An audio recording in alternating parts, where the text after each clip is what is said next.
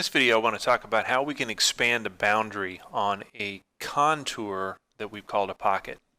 So in this example, I programmed a simple frame using lines and arcs. This only works with lines and arcs. It doesn't work on frame, it doesn't work on circles. But if you do a contour of lines and arcs, in this case I have a 6-inch wide by 4-inch tall piece of material, 1 inch thick, and I created a frame that's exactly that same size.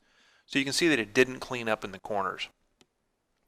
Well, because I did this in a lines and arcs, I don't want to have to go in here and try to change the location of each one of these points. But if I go to the segment 0, because it's a lines and arcs mill contour and it's a pocket, I now have this expand boundary that pops up.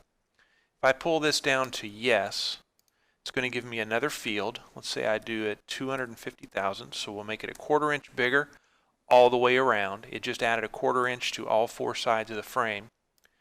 Now when I go in and I run it, you'll see that it's going to go out beyond the material that I created the first time, or the size of the frame that I created the first time, allowing me to clean up those corners. Now there's a lot of different reasons why you would want to do this. But it is a feature that was created for our new 3D import, bringing things in from a solid model and programming from them, but it does have some use in hand edited code as well. So I hope you found that helpful.